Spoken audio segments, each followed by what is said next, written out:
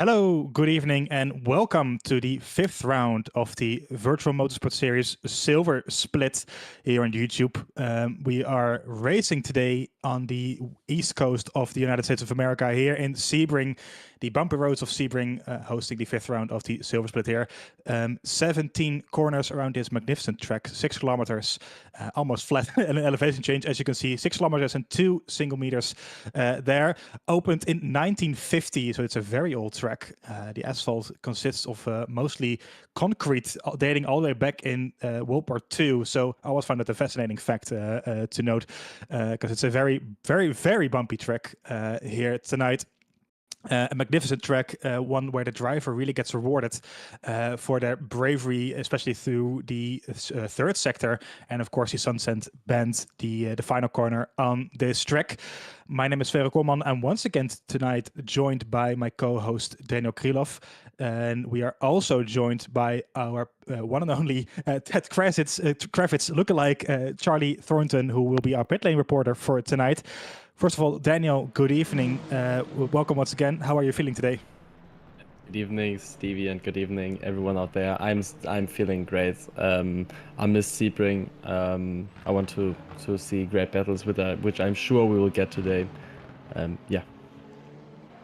Yeah, Sebring always delivers the good stuff, especially with hypercars and GT3s going around this magnificent track. Of course, we last saw this in the WEC back in 2023 when they had 1,000 miles of Sebring. And what was the last time that we saw these cars in WEC at least drive around there? I do believe IMSA still drives here, if I'm not mistaken.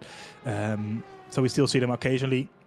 As we are rounding up this practice session just ahead of the GT3 and the hypercar qualifying, which is coming up in about 2.5 minutes time. Also joining, as I said, Charlie Thornton, our pit lane reporter. Good evening, Charlie. What are your expectations for this race here tonight? Good evening. Very, very good to be joining you once again. Be interesting to see what information I can give you throughout the sessions today. It'll be interesting. It is, we're coming into the closing stanza of the championship in silver, and there is so many championship fights to battle for across both classes. So all of the guys are going to be wanting their best result, and we know Sebring can sometimes be a little bit risky. You do get your pretty dramatic crashes here at Sebring, so I think it'll be a game of staying on track, staying clean, and getting to the end and scoring whatever points you can.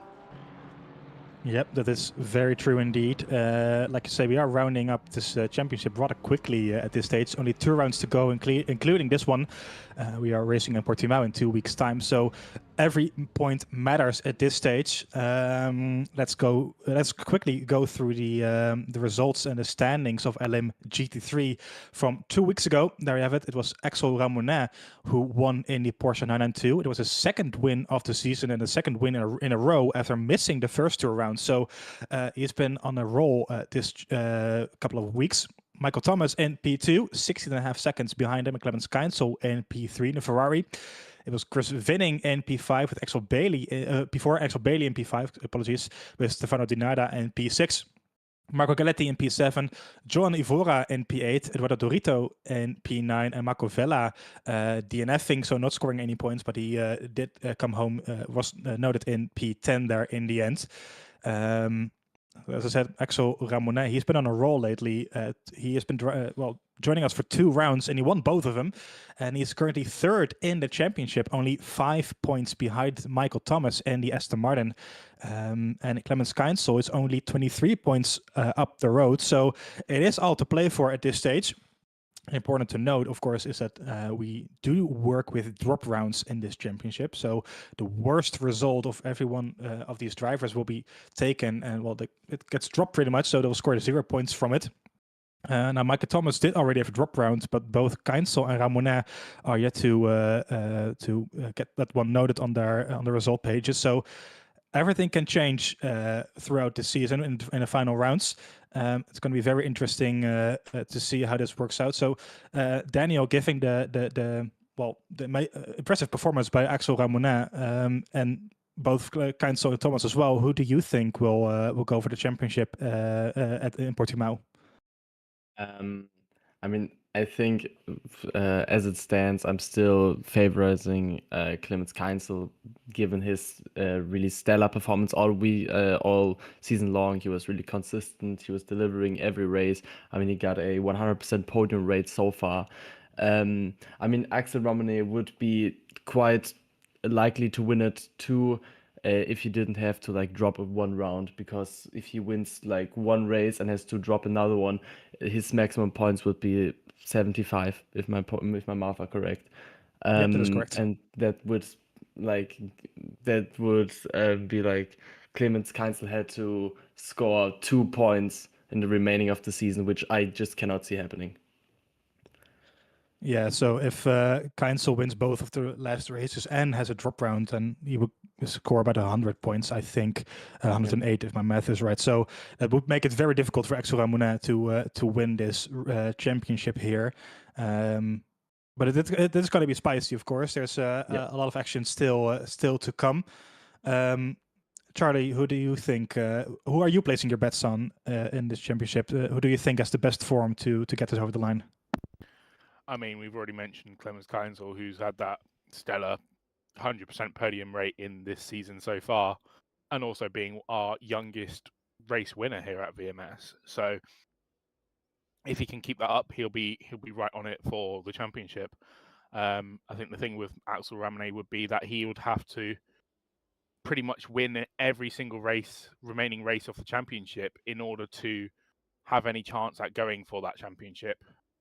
Obviously, because he's missed the first 2 rounds, he then doesn't have a drop round to his name, because one of those, because of the DNS, it's a 0 point scoring round, whereas only Keinsel will only use, for example, at the moment, 15 points.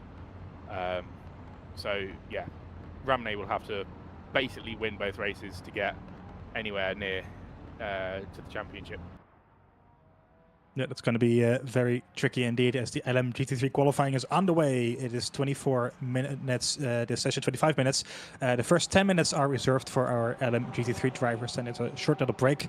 And then the hypercars will go out on track as well, also having 10 minutes to set their respective lap times. In the YouTube chat, of course, as always, there's a poll that you can vote on who you think will get pole position here tonight. The choices are Matteo Pecci, Clemens Keinsel, and Axel Ramonet, or of course you can say another name in the chat itself. So drop your votes in, and we are always interested to see who you think will get the top spot here tonight at Sebring. Interesting though is that Clemens Keinsel, as we said, he is leading currently on 73 points, but he is doing so in a Ferrari, which is not really a usual car to see around here. It's not really the most competitive car, Daniel, but seemingly he's able to get the hang of it and get some good points. Yeah, for sure. I mean, Clemens Keinsel had shown that it's not about his machinery; it's solely about him. And I think even with a not a great track and race car combo, he can perform quite well, which we've seen in almost every round. I mean, yeah, he had only one race win compared to Axel Ramone, who has who has 2 to his name. But still, I think in this class of drivers, they can capitalize on every track. Whether it's good for their car or not, they try to get every couple of tenths out of the car, and I'm sure he will try to do it. And I think he won't have any bad results unless anything unforeseeable happens today. Yep, that is really where the difference is made between great drivers and amazing drivers. Well, and poor drivers. That's why I'm doing the commentary, not the driving itself. Anyway, as we are on board with Johan Ivora, who is setting his first lap time here, also in the Porsche 992. There are multiple of them in this field, which is always nice to see. The rear-engined German car, amazing sounding car, bit less great sounding than his 911 counterpart, of course, but it's still a phenomenal car to see and drive. It's a 205.3 right now. His track is quite unique in that it's that the pit lane exit is right before the start of the lap. So you start the lap right as you come out of the pit lane here, so which means you can get in quite a lot of laps, but it also means that your lap time on the first lap will be quite slow as the tires are yet to come up to temperature. So we're expecting these lap times to come down to about a 2:00 to a 1, maybe. I think we saw 2:01.3 in the practice session just before. So there's a lot of time to be gained here as Ivora comes down into the hairpin, turn number 7, and makes his way to Fangio, turn number 8, early on the power there, through the grass, but he gets it nice and clean there. It's a great sector 1. It's a purple sector 1, 2 seconds clear on his first lap. Through Fangio up towards turn 10 here. Hard on the brakes, around 200 meters on the ABS, of course. And then through Collier, turn 11, up towards turns 12 and 13. And into the final sector of this track.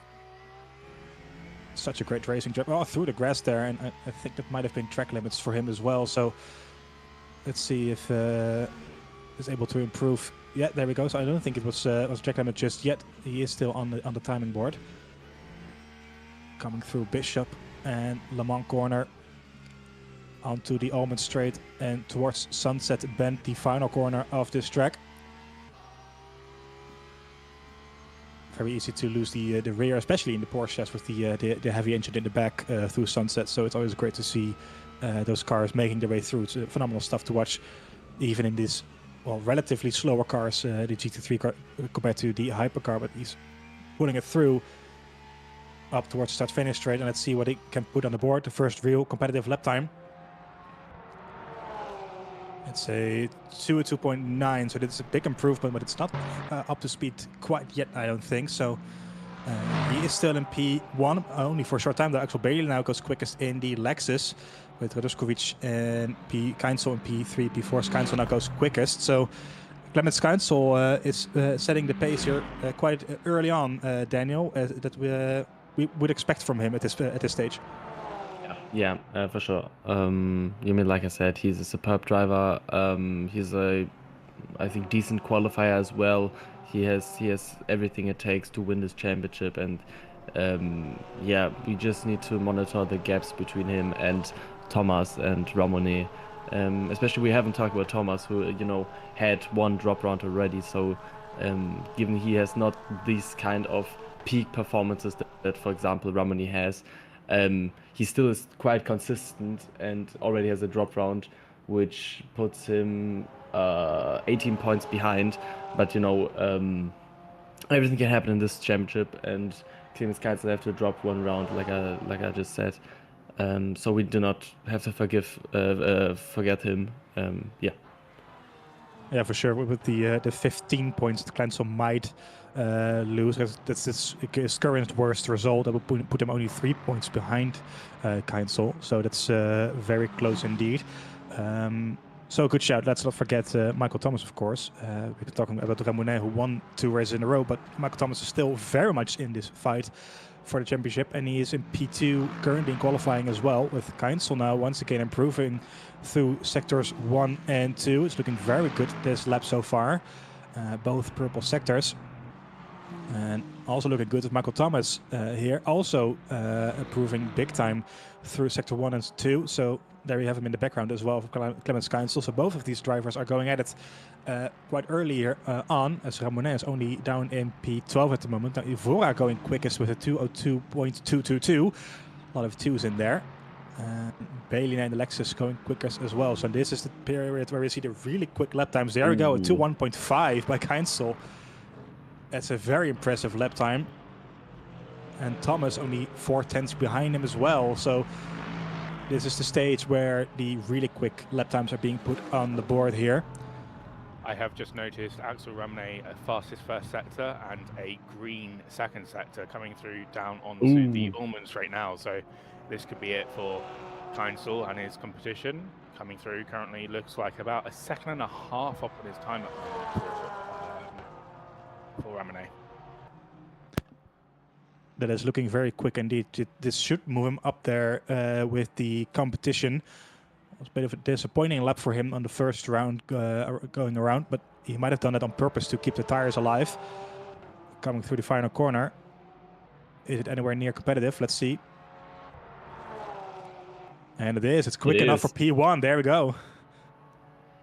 So less than the 10th between Ramonet and Keinsel, but Ramonet puts his Porsche on provisional pole position here. Keinsel is still going for it as well, but it is not a really good Sector 1 so far. Michael Thomas, though, is competing. So Daniel, as we kind of predicted, the top 3 in the championship are going at it here. This is very close stuff indeed. It's a green Sector 2 as well, 40 thousandths of a second slower than Axel Ramonet through Sector 2. So Michael Thomas on a flyer here as well, currently in P3, 4.5 tenths down. But there's not much in between these 3 guys here. Radoskovic has gone 4th quickest as well in the Fischer Racing team, also the Ferrari, I think. So grid led by him, Galetti P5, Bailey P6, Ivora P7, Radomski P8, Mentrol P9 and Vela in P10. Keinsel finishes up his lap here, but I don't think it will be an improvement this time around. So we're nearing the end of this LM GT3 qualifying, now 202.7, but Michael Thomas, though, he goes quickest with a 201.4, so even quicker than Ramonet and Keinsel. Only a 10th between the 3 drivers who are, well, the main characters of this championship here. And they're showing us why this is the case. Insane performance by all of them. And Daniel, Axel Ramonet is going quicker again. Yeah, 2 purple sectors. First 31 thousandths quicker, the second one 1,000 quicker. Let's see how he does to the sunset bend and the last sector. Yep, coming up right now. We go on board once again with the Porsche driver. Getting as close to the wall as he can. Early on the power. I tried to say gas and power at the same time. That doesn't work. Coming up here, currently P2, and he goes quickest once again with a 201.3. So that puts him at 10th clear of Michael Thomas, and he pulls down to the side. So that is his qualifying done, and a provisional pole position for Axel Ramonet. And Keinsel is on a lap as well, but he is not improving once again. So I think his tires probably had most performance out of them. And, well, he's quick through there, though. Only 40 thousandths of a second slower than Ramonet. It's not an improvement, but it's still for his personal lap time. But he's still going very quickly. And coming through Bishop and Le Mans up towards the Almond Straight. This could still see him up into P2. I don't think... Charlie, can you see if Thomas is still out on track or is he pulled over? Thomas is still out on track, and I believe he is up on his time, but it might have been a cool lap. I think that might be a glitch in my timing. I think Daniel... the time shown, so yeah. Maybe he invalidated. He might have done as Clemens Keinsel get off the line at 1.8, so that's not an improvement for him this time around. And I think that's the top 3 pretty much said and done. However, Pesci is also on a good lap here. This could see him move up in the top 5, I think. Let's see where this puts him. P10 in the end, so that's a... So top 10, not bad. That's the, once again, the top 13 within a second. That's very close stuff once again here in the Silver Split. We've seen this all year around, all season around pretty much, with the very close qualifying here. But it is Axel Ramonet who takes pole position with a 201.3, followed by Michael Thomas and Keinsel. So the top 3 in the championship taking the top 3 here in Sebring as well. And it's Alfano in P4 with Mentrol P5, Galetti P6, Radoskovic P7 in the end, Vela in P8, Ivora P9, and Pesci, as we just saw, closing down the top 10. And only 3 thousandths of a second behind him is Axel Bailey in the Lexus with Radomski P12, Vinning P13, Dinardo P14, Duperon P15, Dorito P16, and Osborne didn't set a lap time. So potentially a qualifying P there. But the Ferrari driver is starting last this race. Let's take a look then at the hypercar results of 2 weeks ago at Monza. It was Papua in the Ferrari taking the win, followed by Luca Lomonaco. Philip Schlichting in the Valkyrie having a very hectic and entertaining race, but finishing in P3 in the end. So the first podium for the Aston Martin Valkyrie in the silver split. It's Robin Deschamps in the Cadillac P4 with Nico Notta in P5 with a crashing qualifying, if I'm not mistaken. Simone Cascaro in P6 in the Peugeot, Francesco Pezza in P7, Pellegrini in P8, Benjamin George in P9, and Matteo Previato in P10. I'm not really sure if he actually took the finish line, but he is here in P10. Now, the championship here is quite spicy because Luca Lomonaco will not be driving here tonight. He will take it as a drop round, but Mateusz Barzenk is driving, and he has already taken this drop round, and with only 5 points between the two, this could swing in the favor very much of Mateusz Barzenk, who could overtake him by a maximum of 20 points here, and Papua can overtake him as well with a gap of only 8 points tonight. So very close stuff in the Hypercar Championship. Here, well, Danny, I'm going to ask you pretty much the same question as I did in the GT3 field. So, looking at the results, who do you think is the most likely, or has the best form to get the championship done here? I mean, from my opinion, Mateusz Barzenk really felt like a like the benchmark all season long, to be honest. Even though he isn't the championship leader currently, I think he won the first round. He finished on the podium. Besides his drop round, he finished on the podium every race. And yeah, I just kind of feel like he is a little bit has got a little advantage over Lomonaco, but I think yeah, and as well, Paul Puart is still in the fight. He had a tremendous performance in Monza. Like ever since he scored 0 points at Spa, every round he improved. He was P5, I think, and P4, then P2, and now P1. So I think he can really pick up the momentum as well. And yeah, I think it's going to be a three-way fight. Likely, my bets are on Barzenk, but yeah. So Marco Canta in the Toyota, there we have him, is also only 16 points behind Luca Lomonaco, also having served a drop round. Charlie, do you think Marco might still have a chance to move his way up the championship standings? I think any of the guys who have won a race this season have a chance. I think from that though, obviously Nico Notta isn't here today, unfortunately. They won in Fuji though. They are out of the championship fight for now. But everyone else, so Barzenk, Puad, and Kanta, who've all won a race, they have anything. They can win the championship.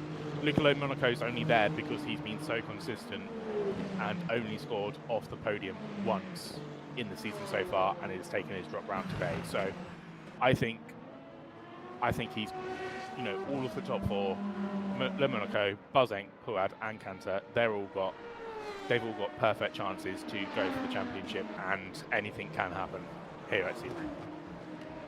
Yeah, well, very impressive by Luca Lomonaco. He isn't first, as we said, but he hasn't won a single race all season long. So he is there, as you say, based on him being so consistent, mostly, which is very, very impressive indeed, as we have begun the hypercar qualifying. 10 minutes as well for these guys, so we're 1.5 minutes in already as they are completing their, well, technically first flying lap, but I don't think we will see that many competitive lap times this time around, as we are following Lucas Cedar in the 99 Porsche here. Given the color scheme, I think he's part of the Fisher Racing team as well, if I'm not mistaken. I might have he is. There we go, thank you. Well, I think most of the time when you see a purple livery, it has to be the Fisher Racing team. That's not really anything else it can be. Those guys are pretty much everywhere as he comes over the line with a 47.1. So I think once again about 3 seconds off the maximum pace we will see here tonight as he makes his way through turn 1 in the Porsche 963. A car that we unfortunately won't be seeing anymore next year in the real life WEC, which is a real shame, of course, but it's still very much available in Le Mans Ultimate, so it's nice to see that car out here on track. He comes through the hairpin to number 7. We were following the Porsche 992 GT3 just a few moments ago. Now we are following his big brother, the 963 here, coming through Fangio as well. It's half a second up on his quick first time, so it's a good sector 1 here. Whoa, losing the rear there. Maybe his brake bias is a bit too far back for that corner, but he's still keeping it in one piece. He's dropped down to P2 with a 46.7 right now, being the quickest lap time. Not really sure how well the Porsche performs here. Daniel, you were going to say something. Go ahead. No, all good. I just tapped the microphone, I think. Oh, never mind then. Then I'll... Sorry. no worries. I'll just keep talking. As he is making his way through the Almond Straight and on towards the Sunset Bend, the final corner on this track. Whoa, looking up his tires just a little bit there. It's not a super clean lap from Lucas Cedar here. But let's see how quick it is. Over the line with 6 minutes to go. It is a 46.1. So yeah, as I said, not that quick. As Kanta goes even quicker with a 45.2. So at least a second there to be found for Lucas Cedar, with Barzank now going quickest with the 44.9. So as we were predicting, Barzank setting the early pace here with Kanta and Poix in the top 4 as well. Monaco once again not competing here tonight, so we won't be seeing him. Robin Deschamps in the Cadillac also putting down some good laps in P5 at the moment. So I have 5 minutes to go. Charlie, are you able to see any strategies going on with the virtual energy? Are people opting to change their tires halfway through the session, or are they just going to go full push? At the moment, everyone seems to be on the 90% mark on their virtual energy, apart from Mathieu Bouquet, who has served a qualifying hold. So he is out on track quite late and is all the way at the back of the field. So he'll have probably 2 laps less than everyone else. And he's on 17%, so he's going for that maybe higher fuel ratio. And he's currently carrying through down the Big Bend and into the hairpin. But other than that, at the moment, nothing out of the ordinary. And we'll see in just a few minutes' time when it starts to heat up a little bit more. Yep, so it's a straight fight from here till the end for all of these guys, as Marco Kanta is finishing up his lap here in the Toyota Gazoo Racing. 2 purple sectors though, so it's looking very quick. Currently P2 and he goes P1 by only 19 thousandths of a second ahead of Barzank, so it's looking very good there as Petse makes his way through Sunset, almost colliding with the barrier, sliding all over the place, so not a happy camper there. It was looking very quick through sector 1 and 2, but I think he lost a lot of time, yeah, even going over track limits there. So as we have a replay of the what happened just now. And just you should have asked me that question just a few minutes later, because Barzank finished his lap, has come straight back in and is going straight back out now. So Barzank doing a little bit of a different strategy to what everyone else is doing. Michel De Rezo also coming in, but those are the only guys pitted so far. There we go. So he is indeed going for something. He might know something that the others don't, trying to get a second set of tires in here. Papua going quick now in sector 1 by only 30 thousandths of a second though, so it's looking very tight once again at the top between the big 3, Marco Kanta, Mateusz Barzank and Papua, potentially getting some traffic there with it's the Toyota of Marco Kanta right up front. Yeah, it's not an improvement through sector 2. Could still see him move up the road though.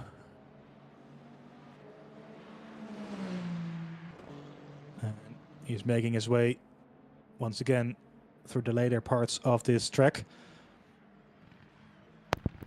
And at the moment it seems like Francesco Pezin coming in from P3 as well now. Lucas Cedar also in. and Simone Casciaro. So with just 2.5 minutes left, that's quite tight for them to get out and do that sort of installation lap, you could say, and then get going on another lap. So Yeah, I was going to say, Daniel, do you think that's enough time to get another lap in for those guys? It's going to be tight, I think. But I don't know, are they going to? It depends if they are changing their tires or not. If yes, then it's going to be very tight. If not, given the pit lane is in front of the start and finish line. I mean, it's not a long way from the pit exit to the start finish line, is it? That is very true indeed, as we are following once again Mateusz Barzenk. He was on a flying lap, but it's not looking like he's finishing this lap. Of course, it's still weaving the tires there.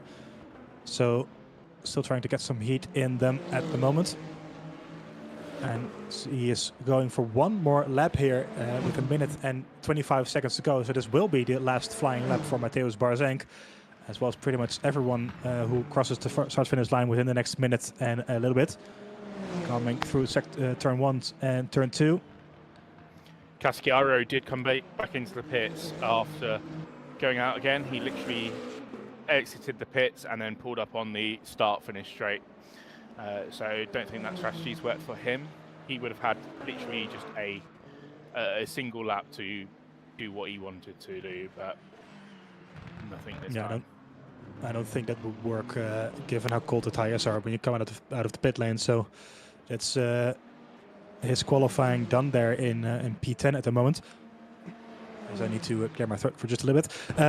Mateusz Barzenk is not improving on sector 1.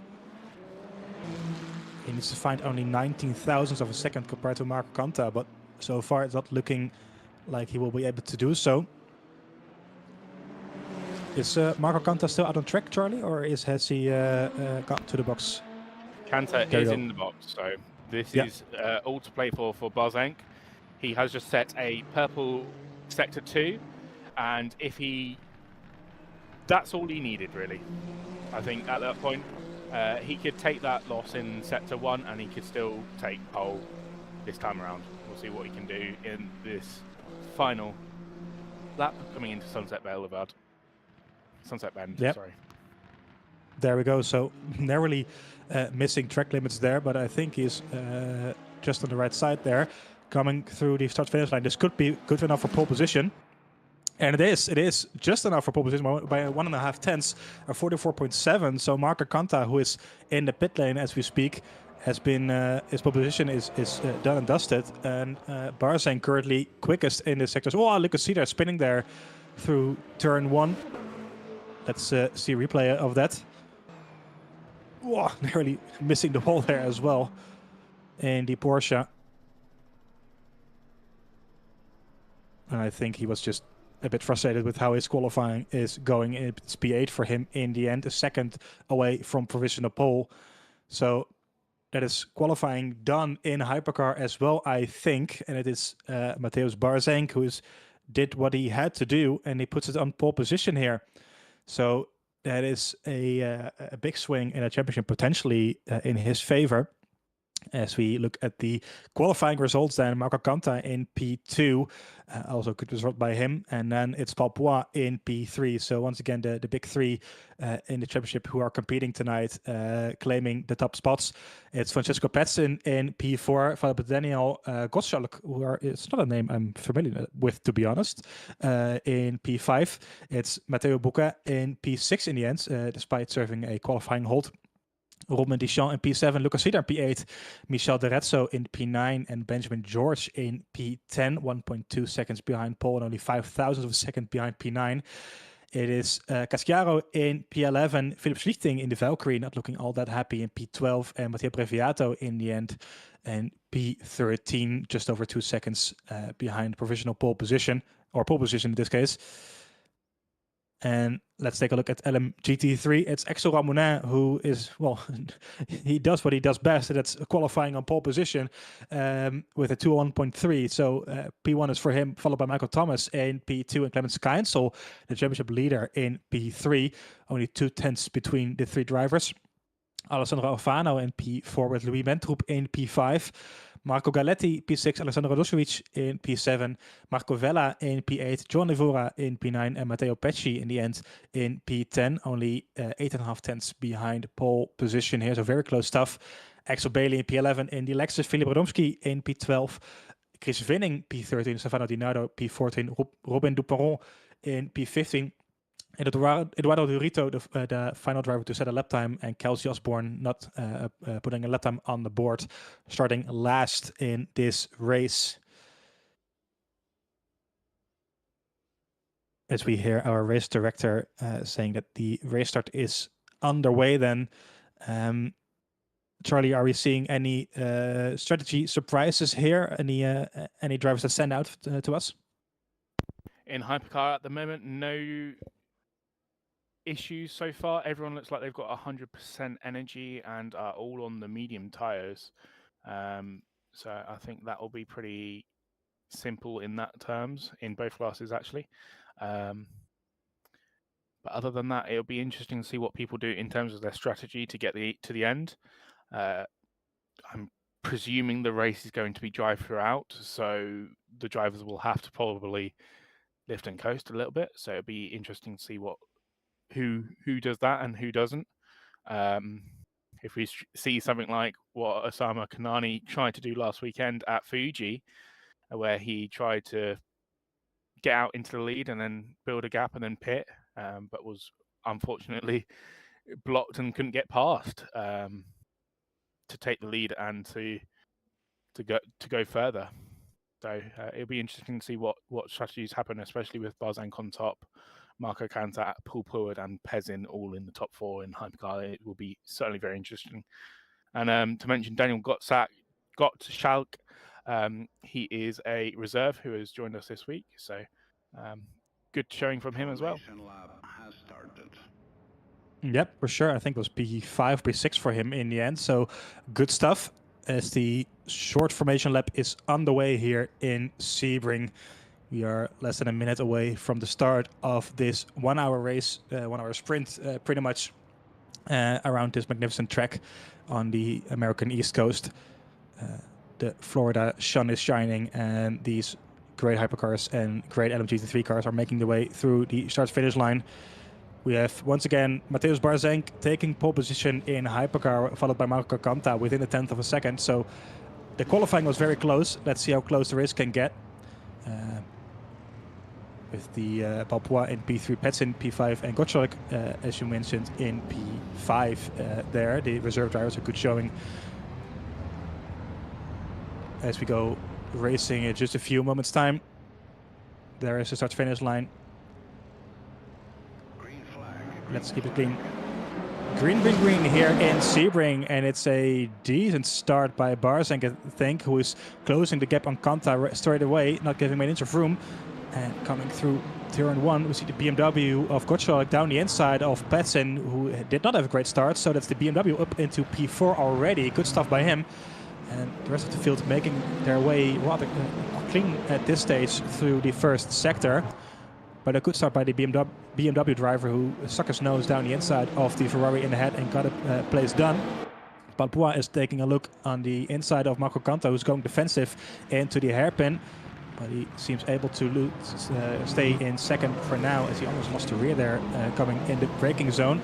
Meanwhile, LMGT3, Radosevic on the outside, I think there. That's Keinsel even with Alfano for P3, banging the doors there. And that's Keinsel losing out a spot on Alfano, who now down in P4, but he's looking rather quickly here, flashing the lights, but not able to get the move back. But both pole sitters going through rather cleanly. Still Ramonet in P1 at MGT3 and Barzank in P1 in Hypercar. This is looking good for them. Oh, just bumping the noses there to the rear. So very close stuff. But Daniel, Barzank and Ramonet pretty much doing what they had to do at the start there. Yeah, really executing the start really well. They from the line got from the green flag, they got along very well. They left no room to P2 or P3 and secured a quite comfortable lead already. Yeah, they did everything they had to do, and Barzank is now, is he leading? Yep. Yeah, By yeah, 9/10. yeah, true. Yeah, Barzank is leading the championship as it stands now.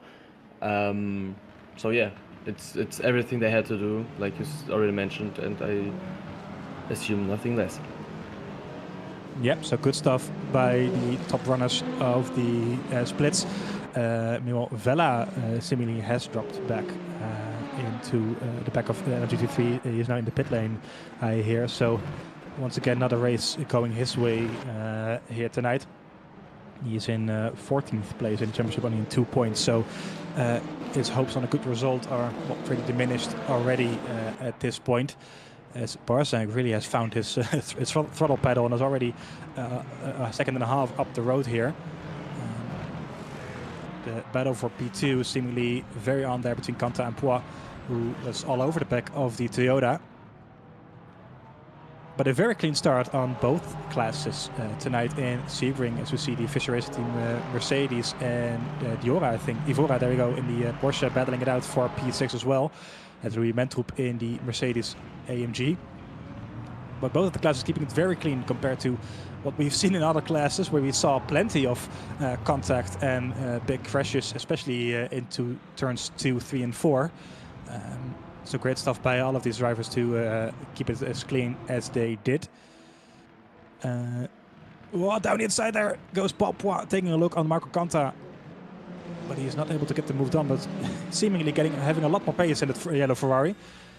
And he wants to get this move done as quickly as he can. So, really quick, Charlie, do you know what happened to Marco Vela there at the beginning of the race? Oh, sorry, I did not see anything. That's Kanta going through the gravel. Apologies there for the interruption, but it's Kanta going through the gravel. He was on a lot of pressure there by Paul Poix in the 83. He's hanging over dear life to keep that spot there. Pretty much his hopes on a good result, taking P1 in the championship, are pretty much dependent on how his race will end here. And right now, it doesn't look like he has the most pace in that car. Sorry, Charlie, for the interruption. You were saying that you didn't. Yeah, I didn't see anything particular that happened for Marco Vela, but he headed straight into the pits. He was about 18 seconds behind the field at the time when I saw it, and has remained in the pits ever since. I've also just noticed Robin de Poiron in the Lexus. Lost his wing and has just had a spin in turn 2, hitting the wall quite hard. So I'm not sure why he did not come into the pits that time around if he didn't have a wing. Yeah. Yeah. Go ahead. Oh no. That's that's not the way to drive without a rear wing. That's No. And Marco Vela is back out of the pits now, so he's currently, I believe, 2 laps down, maybe a lap and a half down so far. But he's back out on track, so good news for him, I guess. Yeah, and that's the move done from Paul Poix on Marco Kanta, who went very wide through Sunset Bend. And let's see a replay there. So going defensive into turn 17. One! Pretty much forcing him wide there, Paul Poix, and Marco Kanta going very deep into the corner, and that's a place done by Paul, who moves up into P2. So great driving by him, forcing Kanta into the mistake, and he's up into the second place of this race. Up the road, Mateusz Barzank already 2.5 seconds clear of the rest of the field, so he is really putting his foot down here tonight, and he is looking very quick indeed. This battle also still going on for P6 between Ivora and Mentrup. The blue Porsche and the purple Mercedes AMG down the inside this time for the Porsche, taking a much narrower line, so less top speed. But he's now on the inside, which will become the outside for turn 1. Can he hang on here? I don't think he will this time around. Also not taking a look down the inside, so he's playing it safe at this stage. No need to take any risks, of course. Still 53 minutes to go in this race. As we see Kelsey Osborne making a move on Dorito there for P14. So Kelsey, who of course didn't qualify after I think taking a qualifying ban there, but he is now up into P14. And Axel Bailey wants a piece of this as well. He is now the one attacking Johnny Vora on the outside of the hairpin. Also another place you usually see a move done around the outside, and he remains in P8 at the moment. So a good start by him. I think he started in P11, if I'm not mistaken. So already gaining 3 places there.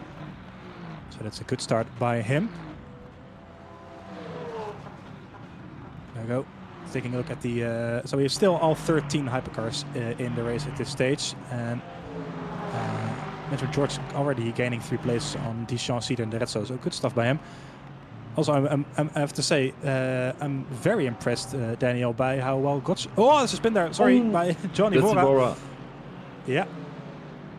That's not how to defend a place, and he loses multiple positions there. Let's see the replay. I think he just touched the grass there somewhere. Yeah, on the outside curb, I think. On the left hand. Oh no, it was like mid-cornering, I think. Yeah, just taking too much speed into the corner and losing it midway through. So that's not great by him. Meanwhile, Marco Canta has reclaimed 2nd place in the hypercar. So Papua potentially making a mistake somewhere, or Marco Canta has found a bit more pace in that Toyota, and he's back up into P2. However, in P4, as I was talking about, Gottschalk, still in P4 here in this race. Daniel, I have to say I'm very impressed by how he's performing in that BMW.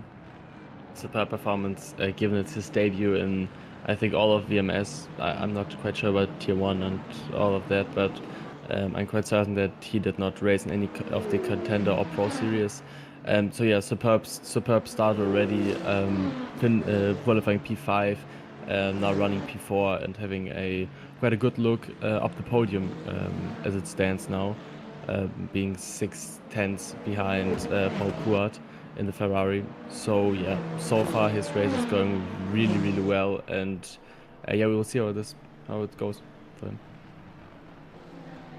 Yeah, it's looking very good indeed. Oh, that's very wide. And it's both of them. Yeah, they're following each other through the gravel there of turn 1. You see a replay once again. This is Francisco Petsen right up the road. There we have Canta, Poix and Gottschalk. So multiple cars making their way through the gravel. Yeah, and Gottschalk just follows him through as well. Very easy to do. It's much easier to do that than you think it might be. But both of them keeping it clean at the moment. And still very much in the hunt of Marco Canta, who is now over 4 seconds behind Barzank, who is putting down some phenomenal pace in the hypercar. Exo Ramonet, meanwhile, is still in the lead on LMGT3, so he's continuing at what he's doing best, and that's staying in the lead for as long as he can. 1.7 seconds clear of Michael Thomas. Good stuff from Axel there. And Axel Bailey once again trying to get past the Aston here. Now, Daniel, we saw Axel performing quite well in the early stages of this championship. He was right around there. He's still in P4 in the championship, but he failed to score any big points. I think should be a bit disappointing for him, given how much pace he's had. Yeah, for sure. I mean, I just think some races didn't go his way exactly.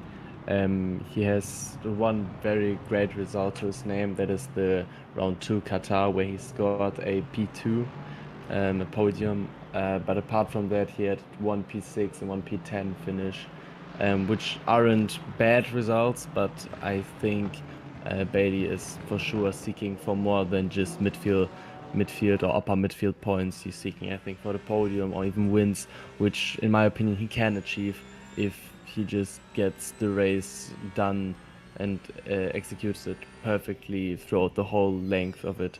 For me, it seems like he has good phases in the race and always some rather not so good phases, like rather bad phases in the race. Yeah, it's just something you need to work on. I mean, during the course of a championship, it's always something that that really. Oh, that's a spin. Yeah, I think it was Gottschalk. As we were saying about his great debut, he just. And it drops into P10. Yeah, to P10, I think.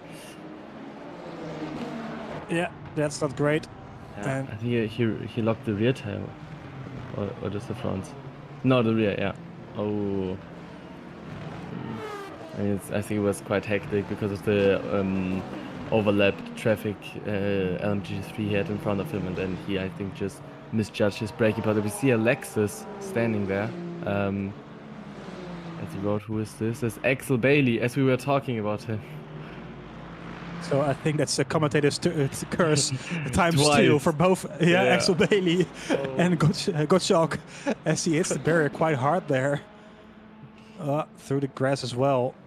Now in P15, almost 15 seconds behind the rest of the field. But Gottschalk, unfortunately, is still in this race. He didn't hit anything, just flat spotted his tires. And now these cars, down the inside there off turn 1. Oh, and it spins him. And that's his rear end gone as well. Yeah. Hitting Michel D'Arezzo into turn 1. Yeah. And that's a shame. Yeah, probably just a little bit desperate, trying to get the moves done quickly, making his way up there. But yeah, it was kind of front splitter to not even the door, which is usually like the measurement used to evaluate if someone needs to be in this corner or just back off. I think he was maybe a little bit too ambitious, especially to turn 1 where it's a high-speed corner with a wall directly left here, and a quite the grass and mud on the right, the dirt, and again a wall. So this was, I think, quite ambitious of Gottschalk. Yeah, I would say so. That's unfortunately for him a mistake into turn 1 and taking himself out of this race. Curious to see if the other driver involved there is able to continue. Only time will tell. There we go. D'Arezzo is still in this race in P12. So, but he maybe suffered some suspension damage, as we see quite wobbly on the rear.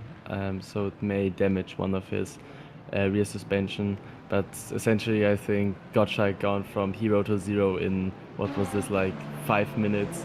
We were just praising him for his great debut, and things that don't go his way. But this is as we see, this is Thomas. Michael Thomas.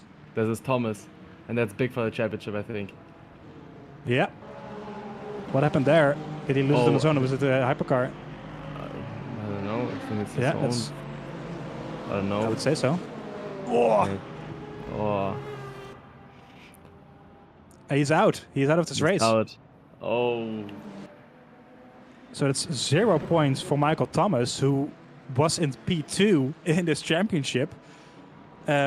But not any. Well, I kind of safe to say not anymore at this stage, because Axel Ramonet in P3 is currently leading this race by 4.5 seconds. So big changes here in the championship in LMGT3 with Michael Thomas out of this race, and as we all of it is kicking off all of a sudden. I think we dropped the biggest commentator curse we've ever seen. I mean, Clemens Kainz is, I think, laughing in the bag. He gained 1 position, is now sitting on the podium again, as he was all season long in every race, and now the real competitor who had already the big advantage of the drop round already done is out. So this releases a lot of pressure off him.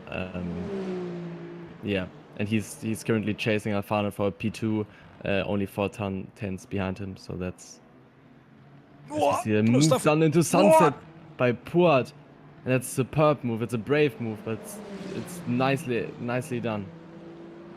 That was a great move there by Papua. So you see the replay down the inside of Sunset Bend. Not really a move you see all that often, at least not in this way. Kanta going defensive there in the Toyota, and then it's very close stuff there down the inside. It's a great move by the yellow Ferrari, and he moves back up into P2 ahead of Marco Kanta, the Toyota. So very brave, like you say, and he remains ahead through Sector 1. So that's an insane move. I've rarely seen moves like that being done there, the way he did it. So great stuff by Paul Pua.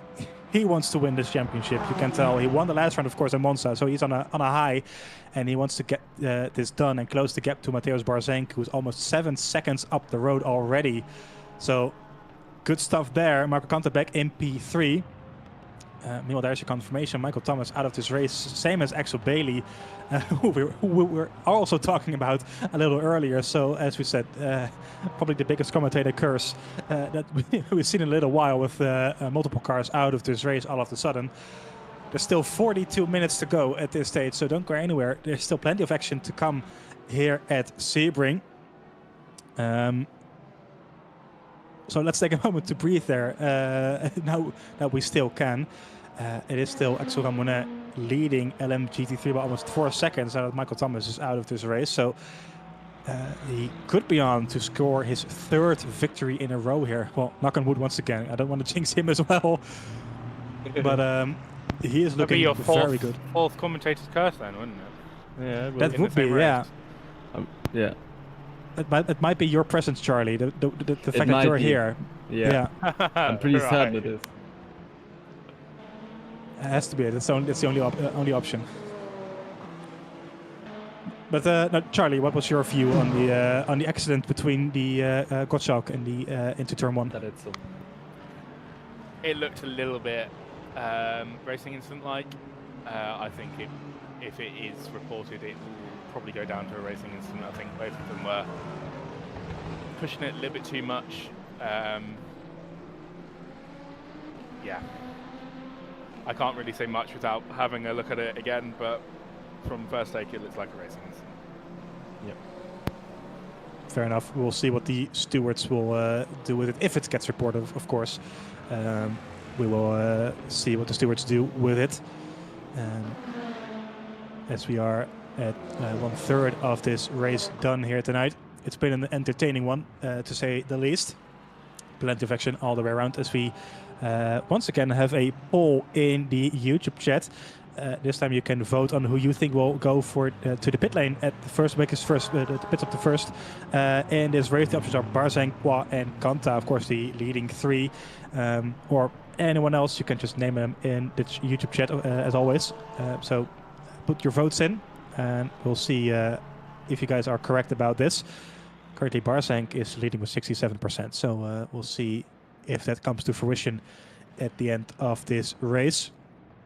As we look at the virtual energy standings, it's D'Arezzo who went to the pit lane, I think, so he's on 75% at the moment, and most of the guys are quite close to one another, except for Benjamin George and Robin Deschamps, as well as Philippe Schichting and Previato. So Daniel, potentially they're going a bit longer here to gain some time at the pit stop phase. Yeah, it could be. I mean, if you, yeah, yeah, for sure. Yeah, no. It's an option that they're trying to lift the coast and just yeah. So well, we'll just have to see how that works out for them in the end. It's not really a track, I think, that you can lift and coast and perform a 0 stop. It's not something that I've seen at VMS.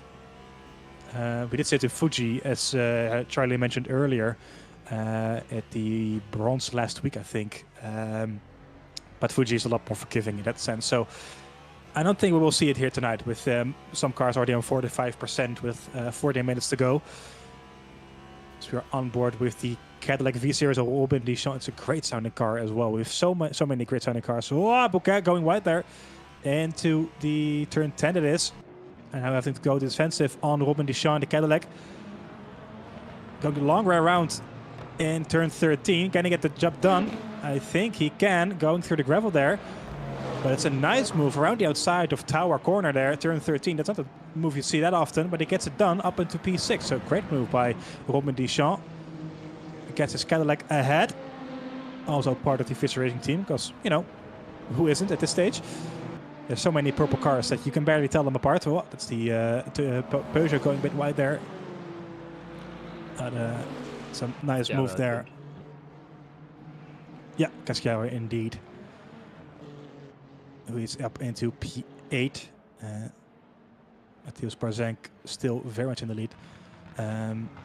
Papua does seem to have gained a lot of time at this stage. There's a yellow flag once again out on track. Oh, well, can't park there. That's Eduardo Dorito, I think, pretty much on his own. Yeah, through the gravel, spinning around. And that's a proper Mo Colombo moment. I gotta say. I think we had this last season in silver in Bahrain, I think, in turn 1. So nothing unusual in the VMS. Oh, let's spin again. Oh, that's a huge stunt. Yeah. That's not a spin. That's Priviato going through the wall, the barriers of time almost, breaking the laws of physics, going through it might be an equipment failure, to be honest. Yeah, it didn't really seem like he applied a lot of brake pressure there, to be honest. And he lost. I think that's yeah. Well, it's I race think done that's for race sure. over. Yeah, I think it's safe to say it's race over. Hot take. So, I don't think we mentioned him in the commentary though, so I think that doesn't count as commentator. Not yet. No. I mean, it's too late now. Yeah, I think maybe if you talk about him now, then you know that's like a reverse commentator's curse. Yeah, sure. Why not? All right, perfect. We're on a roll tonight. Yeah, so I think Eduardo Dorito with the car he's just almost upside down is still out on track, if I'm not mistaken. I'm not really sure how he did that. I think it's on driving. Out on track. He's just in pits right now. I would assume coming in to do a little bit of damage repairs and probably take his pit stop anyway. He's added some energy in there. Luckily though for him, he didn't lose his rear wing. I think if he lost his rear wing, that would have probably been game over. But it's still there. Just a little bit of damage on the front and the rear and on the side, but no suspension damage apparently. So he'll be good to go in a few minutes. Well, I'm not really sure how he got that car into somewhat one piece, but it's impressive nonetheless. Yeah. Those Porsches are being built really rather well lately, so it seems. But he is still out on track and serving his pit stop, as you mentioned.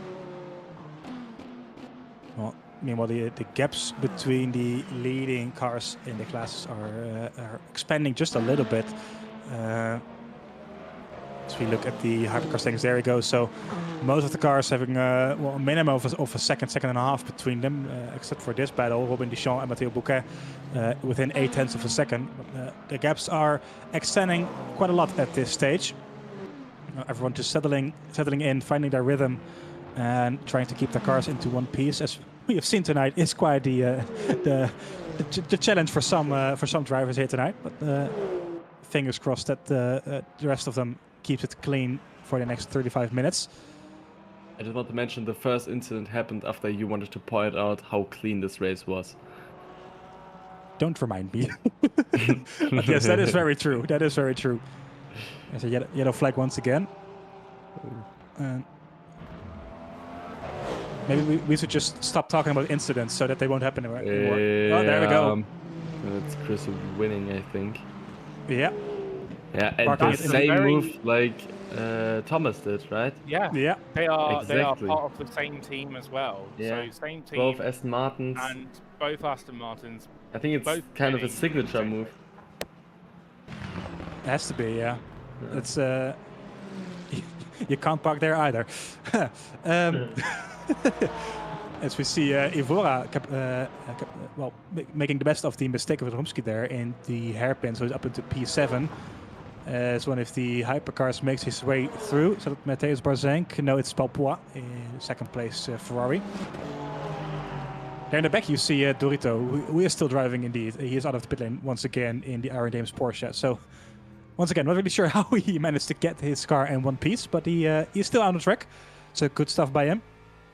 And Ivora now making his way into P7. He's been fighting all over the place throughout this race. So he is surely having a great time in that Porsche 992.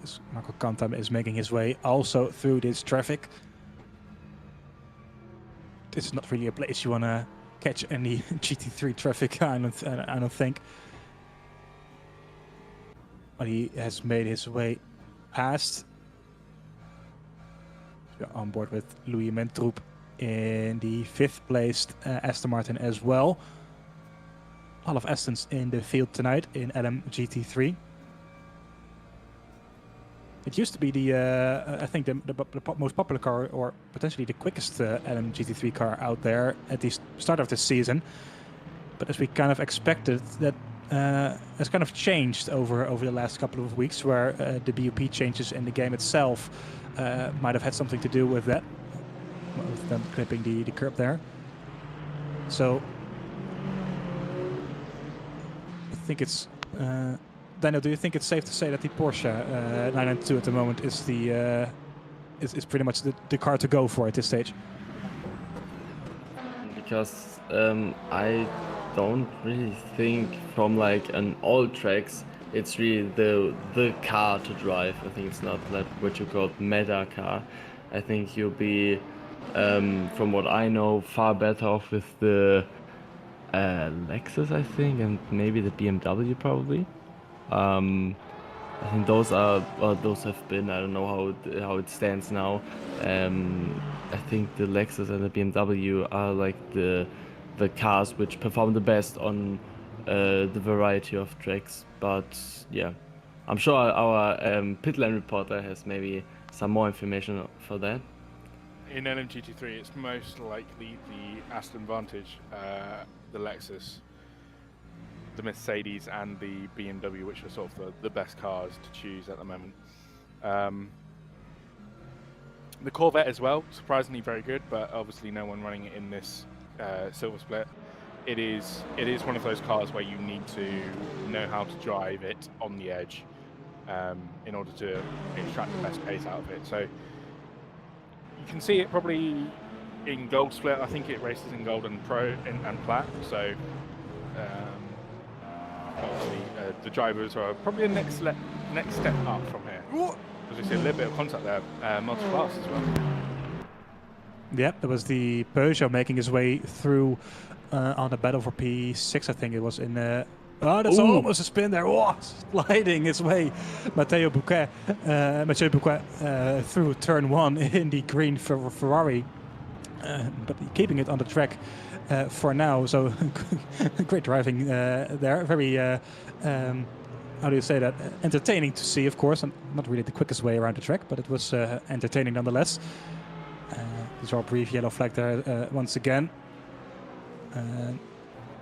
But yeah, as we just saw, the Peugeot almost making contact with the 5th and 6th placed LMGT3s through turn 17. So close stuff there, but everyone keeping it on track at this stage. So, Charlie, at this stage, we have 30 minutes to go, and you're Axel Ramonet. You're leading the LMGT3 field with 4.5 seconds. So you know that Michael Thomas is already out of the race. You're pretty much one of the big rivals in this championship. But what kind of stuff is going through your head at the moment? Would you be nervous at this stage? I would be. I know that at this point, my closest rival is Clemens Kleinsel. He's currently in 3rd position, 5 seconds back. He's also had a podium in every single race this championship season so far. I've come into the championship 2 rounds late, but I've dominated. So you've got a little bit of, I guess, relaxation about it. You know you have the pace to win these races. You just got to execute and get it right and win those races. So I think at the moment Axel will just be thinking, let's get it to the end. Let's see what we can do. There's still 29 minutes to go. We're still just over halfway through.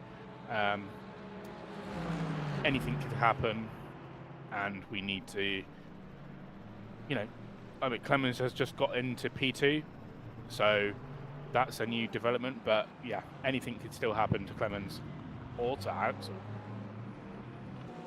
Yep, that's very true. So as it currently stands, the if his finish is right now, and of course is a big if, there's still 28 minutes to go, as you rightfully say. So this would mean that Michael Thomas is officially out of this championship, and would put a difference of 16 points between Axel Ramonet and Clemens Keinsel, in the favor of Clemens Keinsel, that is. So of course there's still a drop round for both of them, so it's really difficult to say where either of them has to finish in Portimao to see where the championship is going. But the fight at this stage is pretty much between those two drivers for the LMGT3 championship here. Kind of surprising, of course, with Axel Ramonet having missed the first 2 rounds. But it's going to be a very close and very interesting final round of this championship in 2 weeks' time in Portimao. But once again, 27 minutes to go. Anything can happen. We've seen multiple commentated curses throughout this race already. So let's knock on wood and let's see. Hopefully, both of them can keep it clean. And otherwise, we'll have some more spectacle to show you guys back at home. Meanwhile, in hypercar, it is still Mateusz Barzenk who is in a comfortable lead ahead of Paul Poix. It's still around 7.5 seconds, but Paul Poix is also about 7 seconds clear of Marco Canta, who has really dropped back in pace at this stage. He's only just a second up the road ahead of Petsin, so the Toyota not really happy, I don't think, around this track. He did put in a good qualifying performance, of course, but it's failed to perform all that well in terms of race pace, at least here. So we once again look at the virtual energy percentages of these hypercars. So Daniel, I think these percentages are somewhat accurate. Let's see. And it started so again, I think. Yeah. This is the car who made contact with Gottschalk about 20 minutes ago at this point, I think, and looping it around. Yeah. Don't hit the GT3s. I saw a car ghosting there for a second. Yeah. I'm not sure what happened there. So, energy-wise, at the moment, you've got 25% for Barzenk. So he's got only a quarter of his tank left in terms of energy. Obviously, that will depend on how much fuel he's got, because it is different. But so he's at 24% now. The rest are at 26, 25, 25, 28, 31 for Robin Deschamps in P6 at the moment. So I would expect them to come into the pits in the next 10 minutes. It's about 2% per lap. So I would think that they will be coming in the next 10 minutes or so. In GT3, however, Axel Ramonet also 25%. Clemens Keinsel 29, Alessandro Alfano 26, Louis Mentrop 25, Marco Galetti, Pesci 27%, Johan Evora 26, and Filip Radowski and Alexander Radashevitz with 29%. So those guys again will be coming in within the next probably 15 minutes for those guys in the LMGT3s. Is it 2% per lap, you said? I think it's something like that. It's either 2.5 or 2.5 or 3. I can't remember exactly. So with 2% a lap, I think it's a bit low. So let's put in 3% a lap. That's about 8 laps, which it's going to be close. I think for the LMGT3 that's about 16 minutes. So we would see them in at about 10 minutes to go, I think. And for the hypercar, I think between 10 to 15 minutes to go. So it matches what you just said, about 10-15 minutes for those guys to make a pit stop. I was just checking because with 2% a lap, they might be able to go to the end with how little fuel they're consuming. But with 3%, I think you're right. They will make a pit stop within the next 10 to 15 minutes or so. So we still have 24 minutes to go here at Sebring. And Johan Evora, well, we've talked about him a lot throughout this race in the blue 992. It's been an eventful race for him. battling all over the place, but he's still very nice in P7. Let's take a look at where he is standing in the championship. He's in P12 at the moment. He scored 4 points in both Fuji and Monza, so he's on a good streak. And P7 would mean 6 points, if I'm not mistaken. Correct. I think it's 6 points. Yeah, there we go. I always struggle with how many points are given for each standing, so it would be a good improvement for him points-wise, but he is a bit further down in the standings.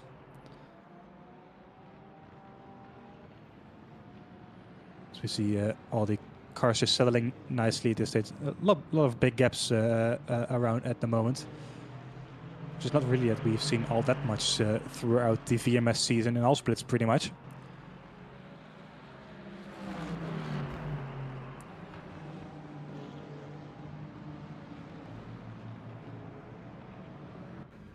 I mean, Ibarra still had some decent racing today. I think he started from P9, had one moderate accident. I think he was spun, or he spun on his own. I think it was in the sunset beam, if I'm correct, and sunset bend.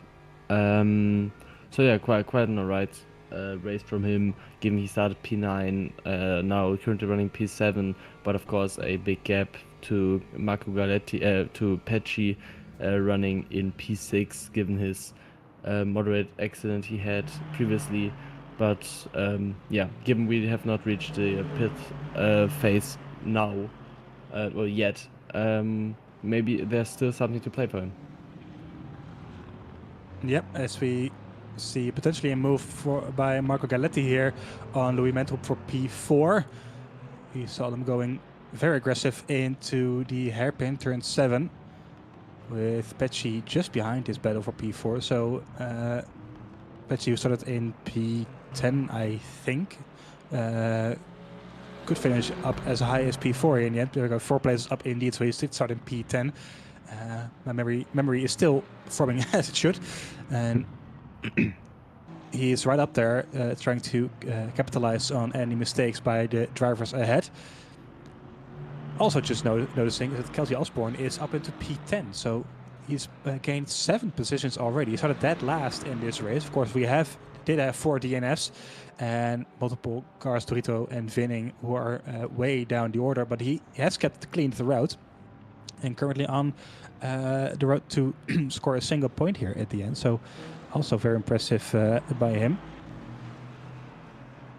As we see the first pit stop there of Marco Canta in the Toyota, the first hypercar to pit. And it's Arezzo once again.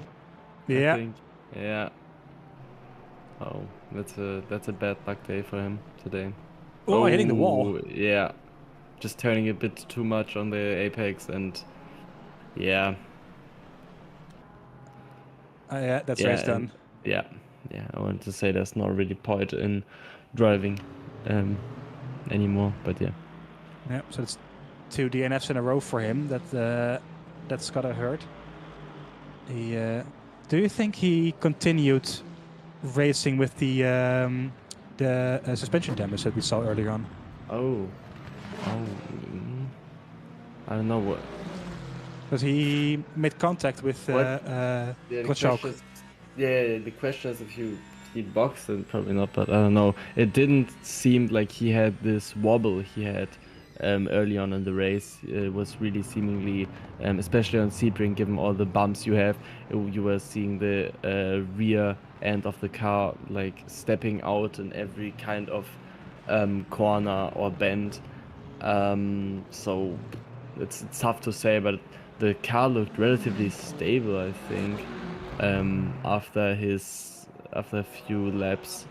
So he probably just repaired it, but we haven't seen him in the box, so I'm not quite sure, to be honest. Yeah, so a disappointing day for him nonetheless. He is out of this race as well. So once again, one more DNF in the hypercar field. As I'm now completely forgetting what I was talking about before all that happened. But of course, it was by the Marco Canta who went to the pit lane. So he's the first of the hypercars to pit, trying to undercut the cars around him. I think he was on similar energy compared to the other cars ahead.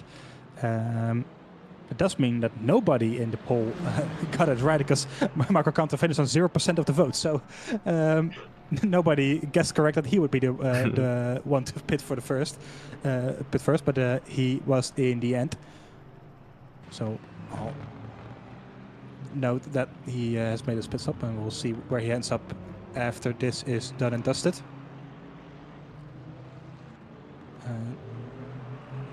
As we talked about a little earlier, I would expect most of the other cars in as well, and within the next 5 to 10 minutes at least, or at the latest, I would say. Louis Menchard currently in P4 in that Mercedes from Fischer Racing, currently on the lowest amount of energy for the GT3s with 9%. Axel Romane on 10, Alessandro Alfano and Johan Ivron on 11. Ramney just gone down to 10, so I think it will be Menchrup and then probably Ramney on the first goes round. Yeah. So see the BMW of Robin Deschamps. No, that's Benjamin George, sorry, in P4 making his way through. So that would potentially mean that P4 of the GT3 would fall back a couple of tenths there, having to make a bit of a longer pit stop, so potentially losing some time and some places there after his pit stop is done. Oh, meanwhile, the Valkyrie is still in this race as well. We've barely talked about it. we haven't spent any time talking about it today. Yeah, usually we talk about him all the time. Philip Schlichting in the Valkyrie. Oh, shoot it down the inside in the Porsche. That's a good move. Yeah. Mateusz Barzenk on 5% of energy so far. He's just come into turn 5. So I would expect him to be coming in either this lap or next lap at a push. Thank you, Charlie. As we see Philip Schlichting trying to get the move back on Lucas Cedar through Sunset Bend.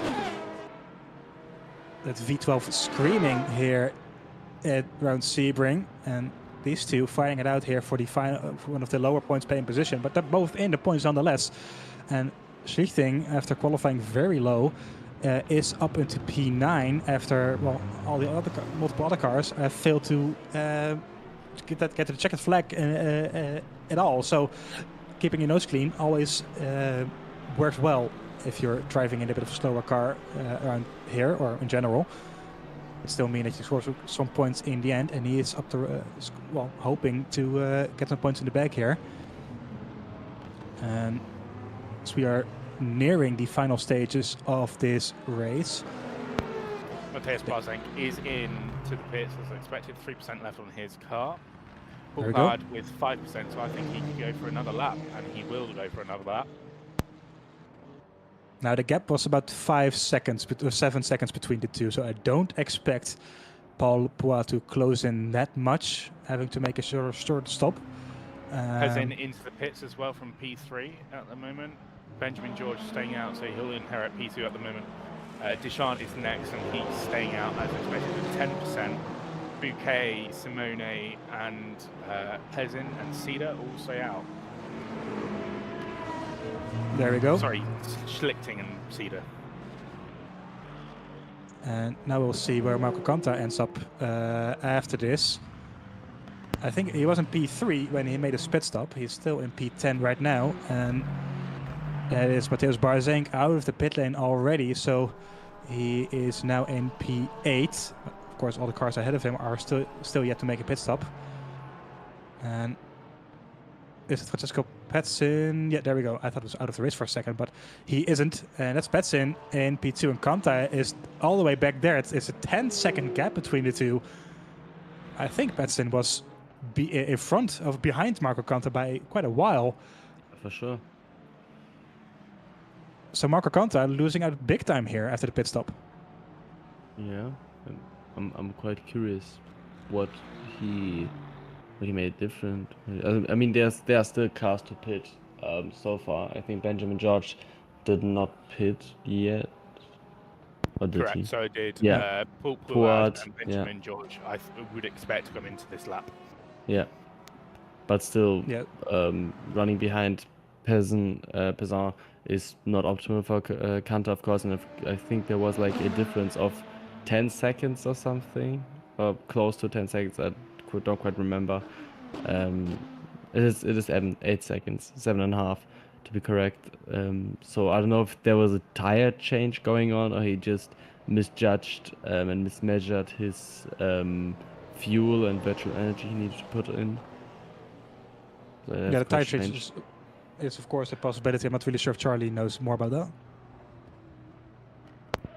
Tyres, everyone is on the mediums, so which is kind of expected. I don't think there's not really a corner or a section in this track where you need to take a different tyre set for exceeding, front left wear or front right wear or left side or front or right side, for example. But I would expect them all to either stay on their tyres or take some fuel. Currently, Deschamps and Schlichting are the only guys who have not pitted yet, so I would expect them both to pit this lap when the next come around. But Matthias Barzank currently out on track net first with a 4-second lead to Puad. There we go. As you see, Marco Canta gaining a place on Benjamin George, now up into P6 behind Petson. As we mentioned, 7 seconds between the two. And Barzank has remained in a net P1 with Poix back into a net P2. As we see all the LMGT3 cars in the pit lane as well. It's a busy pit lane at the moment. As the race leader, Ramone, has made his pit stop. He's out on track once again. So Kainz, Radomski, Radosevic are still to make their pit stops respectively. And it would probably see Ramone back in the lead in a short while once again. Oh, a bit of a wiggle there for Louis Mentrup in the P8 Aston Martin AMG. But he keeps his nose clean. So we expect... And so I would expect the top 3 of LMGT3 into the pit lane this lap as well, Charlie. Correct. 2%, 3%, 3% for the top 3. Keinsel just coming through now. Tower, turn 13. And he'll be in as soon as possible on 1% now. So Philip Radomski in second at the moment in the Aston Martin, coming through Collier in turn 11 on 2%, and then Radoschwitz coming into turn 10 on 2% as well. So they'll make it to the pits, but they'll definitely be in this round. Yeah, there we go. So Radosevic having a wiggle on the rear there as well through Tower, I think it was. And this shoots see Ramone back up into the lead in LMGT3. Is now Robin Deschamps has made his pit stop in the Cadillac V Series as well. Back out in P7. No, P6 that is, right behind, in front of Robin Matteo Bouquet. So gaining some places there as well in the Fisher Racing Team Cadillac V Series. And it is, as predicted, Matthias Barzank once again in the lead of this race, followed by Poix and Petson. And Canta indeed having lost a place there to Petson, now in P4, just in front of Benjamin George in P5. So I'm not really sure what happened there. Potentially, as Daniel said, a tire change for him. Axel Ramone is out of the pits now, and so is Clemens Keinsel. So it is 1-2 for Ramone Keinsel at the moment. So. Yep, and the gap is still about 4 seconds, so just about the same as it was before the pit stop there, so no big changes. Philippe Schichting, meanwhile, wants to get the place back on Lucas Cedar in the Porsche. But he's not able to do it this time around. He's now in P10 after their pit stops. Cedar going a bit deep there into the hairpin, but Philippe Schichting is failed to capitalize on the mistake.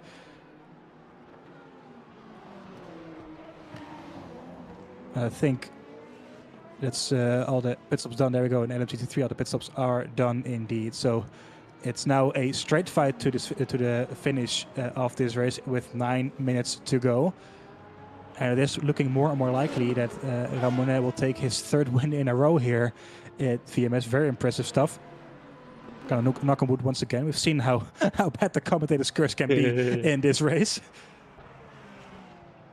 There we have him in the white Porsche 992. and we see the BMW of Benjamin George really pulling off a great performance today. He started in P10 and essentially capitalized on all mistakes done in front of him and just drove a quite consistent, superb race, and is now running comfortably into P6 into P5, which I think he can be very happy and proud of. Yeah, that's a very good point. He, like you said, it's been a bit of a quiet race for him. We haven't talked about him much. Probably better for him that we haven't. But he is up there in P5, so it's a great drive by the BMW. Of course, his fellow BMW driver was out of this race rather quickly after a crash. But he is keeping his BMW on the road nicely. So this gap is coming down here, Daniel. It's only 2 seconds between Pesin and Kanta, so potentially Kanta did change those tires and could see himself up into P2 at the end of this. Yeah, for sure. But you were talking about Kanta into P2? P3, sorry, my mistake. Oh yeah, for sure. He's really closing down the gap on Pesin for the last couple of laps, and as it seems, his raw pace is quite remarkably good compared to the Ferrari running in front of him. Given he has 7 minutes to go, it's all in his hands, and he just needs to try everything he has to offer and try to, get the best out of his machinery and try to get the pass done for the podium. Yeah, very much so. So, not really sure if Charlie is able to see if Kanta has changed his tires or not. Unfortunately, I cannot. That is a shame. It would have been great to know, but he is looking rather quickly here, as we see. Oh, these two getting feisty once again. The Peugeot of Casciaro trying to get past Matteo Bouquet in the very bright green Ferrari 499P. He is looking like the quicker car here out on track right now. So, Daniel, I'm going to throw you under the bus. Help me here. How do I pronounce the first name of Casciaro? Simone Alessandro, I would say. There we go. I couldn't have done that better at all. I'm very impressed. I'm just gonna stay with Casciaro. I think that's probably the better thing to do. Going a bit deep there, and Casciaro putting on the pressure on the Ferrari driver as we're within the final 6 minutes of this race. I believe his name is a double-barreled, so it's Simone, then Alessandro. Oh, yeah. As is like his middle name. That makes way more sense, yeah. I'll just stick with Casciaro either way, but that does make a lot more sense. As Casciaro is now forcing Bouquet to go defensive there through Le Mans. On the inside now for Sunset, this could be a place done here by the Peugeot driver. Potentially up into P7. And that's job done, I think. Yeah. Yeah, it seems like it. Nicely done by the book. Forcing Bouquet into a mistake and then capitalizing on it. Really nice indeed. Meanwhile, something that we spoke about, Marco Kanta closing the gap on Francesco Pezzin. He could be on for a P3 here. So potentially, of course, we don't know for sure, but potentially Marco Kanta changing his tires and now having a lot more overspeed in that Toyota. Maybe if we speak to him after the race, we might be able to get that correct. But he gets the move done in the hairpin. He is through. Yeah. That's impressive. That's a very impressive move by Marco Kanta, who is up onto the podium once again. I mean, given he has gained, I think, around 7/10 each lap from his pit stop on, or I think from the second left after the pit stop, it is pretty clear for me, to be honest, that he changed tires because where's Pesin? I think Pesin has gone off. I think so, yeah. Yeah, I think it's pretty clear that he changed tires because he lost around, I don't know, he lost a lot of time, but he has such an overspeed and really such a grip advantage as it was just showcased in the hairpin. Going for a move outside really is extremely brave, but also requires great grip there, which I think he has with newer tires, I suppose. Yeah, it's a great strategy. If the race had been a little bit longer, I think, with only 3.5 minutes to go, I think it's P3, but Pois being 10 seconds up the road, there's no way he's gonna close that down before the end of this race. Meanwhile, this guy, Mateusz Barzenk, has been pretty much flawless all race. He's put a gap of about 9 seconds ahead of Paulo Pois. So he has done pretty much everything that he had to. We spoke about this before.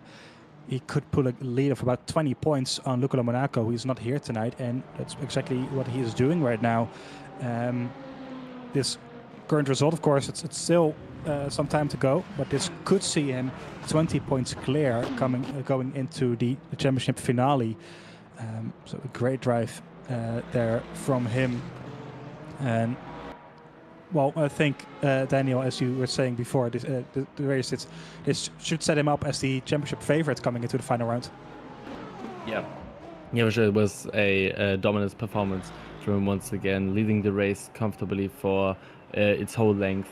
Even after the pit stop, I think Pois had quite a good pit stop phase, gaining around 2-3 seconds there, but still he managed to extend the gap to 9 seconds already. And yeah, he's the man to look out for. He was, I think, for the majority of the season, excluding Monza, he was really the benchmark in this championship.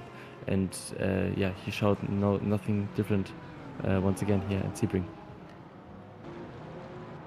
Yep, and the same can be said, of course, for Axel Ramonet in LM GT3. Now, there we have him in the white Porsche. There's still, of course, 2 more laps to go, I think. I think 2 or 3 laps to go at this stage, depending on 2 laps. So, depending on where the leaders are. It'll be 1 lap for Mateusz Barzenk at the moment. He crossed the line with, I believe, 10 seconds from the lap time that was needed. So he'll probably cross the line and take the win. And then obviously, since the Axel Ramonet is currently just in front of P4 in Hypercar, he will definitely take the checker flag this time around as well. A minute left to go, and we're just going into turn 13. Yep, as we saw a move there done by Lucas Cedar when Philippe Schlichting made a mistake with the GT3 car right in front coming through Sunset. So Cedar was able to get back up into P9 in the Porsche, so a good move done by him. With now his fellow Fisher Racing team mate right in front of him. Hoping he doesn't get held up. Oh, bit of contact there. That's not how you want your teammate to cooperate with you. There we have him, Mateusz Barzenk, coming through Sunset. And let's see, it's going to be very close if there's 1 more lap after this. It's going to be another lap. Yep, it will be. So 10 seconds to go on the clock, and he crosses the line now.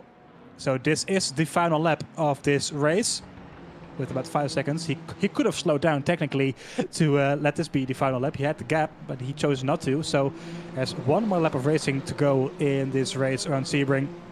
And there's still plenty of action to come. There we go once again for P7, Casciaro and Bouquet. These two have been fighting for a while now. And Bouquet having a nice exit through Le Mans. Potentially throwing up. And he makes a mistake there. So he goes very wide through Sunset. Yeah. Don't hit the wall. He didn't. Yeah. Luckily he didn't. That would have been not a great way to end your race after all that. But he is now dropped it far back. So we are on the final lap of this race. It will be Mateusz Barzenk who takes the win here in Sebring if he goes through the final lap clean. It's been a bit of a If we don't curse him once again. If we don't curse him once again, maybe we should just stop saying anything like that for the rest of the for the championship. You know, just to be safe. Well, he's got no traffic in front of him. The next car is currently going through Sunset Bend, so he won't catch that in time. He's got clear track, clear air, and taking a dominant win, 9 seconds ahead of Paul Poad. Well, Charlie is feeling confident enough to call it, and well, at this stage, so am I. It will be Mateusz Barzank who takes his second victory of the season after winning in Spa as well at the championship opener. He reclaims the championship lead as well by 20 points and a 9-second lead out of Paul Pois in P2. Mateusz Barzank is your winner here at Sebring, and there is Paul Pois also in the yellow 83 Ferrari taking second place. And then a long way back as well, 6 seconds, Marco Canta in the Toyota taking P3, finishing up the podium here in Hypercar. And I think it will be Petsin in P4 and George in P5. So we're on board with the Ferrari. Oh, down inside one more time, trying to scare Cascaro into a mistake, but it's to no avail. Bouquet finishes in P8 with Cascaro in P7. Axel Ramonedo, once again, your winner in LMGT3, the white Porsche. He missed the first 2 rounds, but he's won every single round since. His 3rd victory in a row, and he's well and truly in the hunt of Clemens Council for the championship. 16 points between the two, heading towards the final round. So far, at least, given if there's any drop rounds, but it's going to be very close between the two drivers for the final race of this season. Who will take the victory, the championship in the end? Well, Mike, your guess is as good as mine. Clemens Council comes home in P2 in the end, so damage limitation as far as he is concerned. With, of course, Michael Thomas DNFing earlier on in this race. It is Alfano who comes home in P3, finishing up the podium. But Petchy in P4 and Mentup in P5 in the end, as we see Radosevic and Kelsey Osborne, the final cars out on track here. I think it's Kelsey going very slow. Yeah. Do you think, Daniel, that Kelsey might have miscalculated on the fuel? It seems like it almost.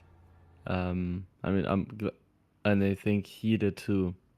I think Marco did also miscalculate on his fuel. I'm curious if he's able to drag it over the line.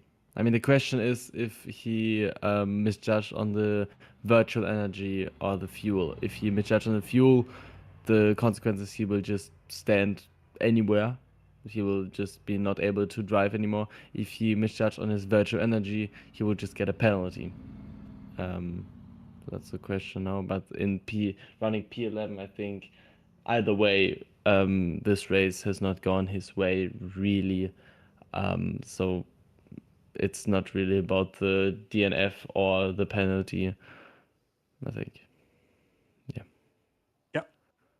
And he comes home in 11, nonetheless, just ahead of Eduardo Durito. So that is your race done here tonight. And let's take a look at the race results then for LMGT3. It's Axel Ramonet once again taking the win, followed by Clemens Council, his championship rival, coming into the final round of the season. Alessandro Alfano taking P3, and let me check. I think that's his first podium of the season. It is. He failed to finish last time at Monza, but he scores a P3 here, so great job by him. Matteo Pecci in P4, Louis Mentrup P5, Johnny Vora in P6 with Filip Radomski P7. Alexander Radosevic comes home in P8. Kelsey Osborne starting last, but coming home in P9, scoring 2 points as well. Very nice indeed. And Stefano Di Nardo finishes up the top 10 there.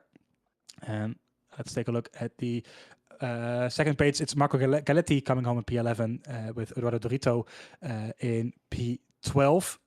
Despite his eventful race, to say the least. He parked it up somewhere, but he continued to drive, luckily for him. Chris Venning P13 and Marco Vella, Michael Thomas, Axel Bailey and Robin Duperon failed to reach the checkered flag here today, especially hurting Michael Thomas's championship hopes there. Let's take a look then at the hypercar field. It is Mateusz Barzank, as we mentioned, taking his second victory of the season. with Palpois in P2, Marco Canta in P3 in the Toyota, and it is Francesco Petzen in P4, Benjamin George P5, nice job by him, Robin Deschamps P6, Casciaro in P7, Matteo Bouquet in P8, Lucas Cedar in the P9 in the end, and Philip Schichting comes home to score a single point in the Valkyrie in P10. And Michel de Rezzo, Mattia Breviato, and Daniel Gottschalk failed to see the checkered flag here tonight after a very, very eventful race here at Sebring. Well then, I think we have multiple drivers already lined up in the interview room. And I'm gonna let Charlie pick out the first one. So we got to go with Balzang, haven't we? Yep. Well, good evening, Mateusz. First of all, congratulations on your victory here at Sebring. How was that race for you? Yeah, I enjoyed that. A lot of practice to get to on pace, but it paid off. Track is hard, easy to make mistake and spin. As some guy said, even in the waiting room, that he spun with relocking. I had some moments like this as well. But overall, the fact that P2 was starting, the guy who finished P2 was starting behind Kanta, who had no pace at the start, has built me a reasonable gap, which I just could cruise on safe pace, not push anymore. But overall my pace was, I gained time to P2 even though I was not pushing, so yeah, pretty good experience. Well, this result, if my calculations are correct, and once again, they might not be, if my calculations are correct, you're now 10 points clear in the championship coming into the final round in Portimao. How confident are you can win this championship in 2 weeks' time? To be fair, I think I have the pace for sure. I mean, yeah, I haven't driven any laps on Portimao yet, so I don't know how it feels, but yeah, I'm confident I can get on pace and do well there. 10 points is not that much if you think about it, but I was not expecting to have such a easy win here, so we'll see. I guess I have to prepare for the gold races as well, so yeah. Interlagos is on Sunday, and I've done like maybe 20 laps on Interlagos, so I might be cooked there. We'll see. Yeah. Well, so far you've been quick at pretty much every track, so I hope it goes well for you. Daniel, go ahead. Yeah, so Matthias, you just, with your victory, you reclaimed, as Stevie also mentioned, you reclaimed your championship lead.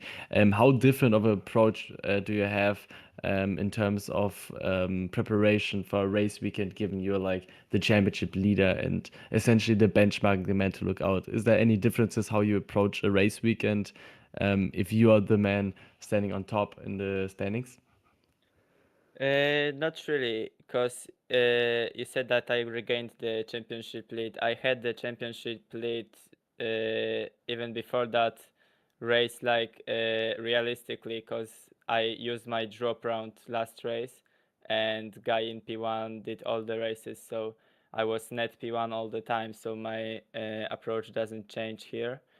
I just try to enjoy it as much as I can and try and win it every time. Well, you've been looking very competitive, and I'm very impressed with how your season has been going. Charlie, do you have any questions for Mateusz tonight? None from me. All right. Well, then, once again, congratulations on your victory. And we will see you once again for the final time in 2 weeks in Portimao. So best of luck, and we'll see you then. Yeah, thanks, guys. Bye. Have a Goodbye. nice evening. Bye bye. All right, and Daniel, who do you want to speak to next? I mean, we're in the hypercar field, so why not talk to Lucas Sila and then move on to the LMG3s? Sounds good. Go ahead. Oh no. Hello, Lucas? Sorry. Yes. As Lucas is still muted for now, so Muted. Ah, there he is. there we go. Good evening, Lucas. Good evening. There was an eventful race from our perspective. P9, I think, in the end it was. I'm afraid so, yeah. How was the race from your perspective? It wasn't going too bad, you know. I was keeping behind my teammate to make sure he gets a better result than I do because I'm nowhere near in the championship. It's only my second race this season, silver. And then, unfortunately, I had rear locking and spun, which put me in last place, I think. And from then on, it was a hard fight to finish not last.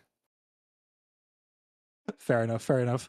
You were battling nicely with the Valkyrie of Schlichting at the end, though. So that must have been quite entertaining for you. It was, and it was really stressful. Like I couldn't think or talk any during the whole situation because I was just so focused. I can imagine. Yeah. So, of course, you are competing in the bronze as well. You are P8 there in the championship.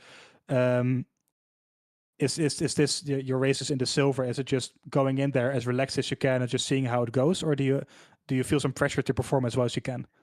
No, I don't really feel any pressure. I just take it as a bit of practice with the car with the Porsche because I wouldn't drive it that much anyway. So I can get a few more laps, few more hours, so I can be better in bronze split and hopefully rescue something there in the last two races. Yep, sounds good. Charlie, Daniel, do you guys have any questions for Lucas tonight? No. Unfortunately, not for me. None from me either. All Sorry. right. Well, once again, thank you for joining us, Lucas, and hopefully your race at bronze next week will go well at Spa. So that should be good. I hope so. Well, we'll see you next. See you then, and then Daniel and I can watch your race as well. So we look forward to it. See you. Yeah. Goodbye. Have a nice evening. Goodbye. See you. All right, and I think I'm gonna hop in Clemens Keinsel next, or shall we go Alfano? Let's go Alfano. Alfano, let's go. Oh, sorry, that was me. There we go. And Alessandro, good evening. Can you hear us? Alessandro? We're not hearing you at the moment. I mean, we can like postpone it and first move on to Kim Cancel and then. Yeah, let's do that. So, Alessandro, we'll come back to you in just a few moments, and then we'll put in Clemens for now. There we go. So, good evening, Clemens. How are you today? Good evening. Yeah, I'm feeling quite good after the race. I can imagine. Yeah, it was quite a hectic race from our side. You finished in P2 in the end. Was it a bit of damage limitation compared to Bauer for you, or was it just the best you can manage? How do you think it was going? Yeah, both of them. Obviously, Ramone, as you could see, was too strong. But I think P2 is a good result to work with in front of the last race. And I'm quite happy with it. Well, you are still 16 points clear of Ramone in the championship for the final round.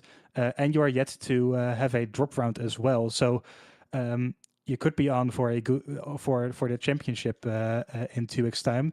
How confident are you that you can get it over the line? Difficult to say. Obviously, Ramone is very strong. and I have to practice a lot to be at the pace. But I think Portimao is a good track for me, and with as I said, with a bit of practice, I hope that I can fight for the championship win. All right. Well, you've been looking very quick. Pretty much every race. So, from my side at least, I wish you all the best of luck for Portimao. Charlie and Daniel, do you guys have any questions for Clemens? No, not really, but just wanting to congratulate again on a superb performance. You've been really consistent all season long. Essentially, you've never missed the podium once. So yeah, keep up the streak, and hopefully we see you next time in Portimao, maybe clinching the championship trophy. Yeah, I hope so. Thank you. Goodbye, have a nice Charlie, evening. Oh, sorry, Charlie, you have something? None from me, sorry. All right, then, well, good evening. Thank you very much and have a good evening. Yeah, you too. Bye. Bye-bye. All right, Alessandro, can you hear us this time around? Yeah, I can hear you. Good evening. Yes, we can hear you. Nice, very good. So, congratulations! I think that's your first podium of the season in P3. You must be very happy with that. Yeah, I'm very happy. I had a good feeling in this race. In the previous rounds, I had a bit of bad luck, especially in Monza. I was fighting for a podium there, but then I had a disconnection, and even in Fuji, I had some problem with fuel. But today I was feeling good, and I was in P2, but then I almost spin the car definitely. But I kept straight, and Kinsel avoided me really good. And then after that, in the second part of the race, I just kept my pace and bring it home. Well, you were at least keeping it clean. So that's a positive because a lot of drivers failed to do so. A lot of the NFs that we saw, was it difficult to manage your car out there? Were a lot of crashes happening around you? It was quite difficult at the end of the race, but not so much really. It was a good race around. All right, good stuff. Let's quickly see a note. Yeah, so as I just been notified by Charlie, you are moving up into P4 in the championship in LMGT3. Oh, good.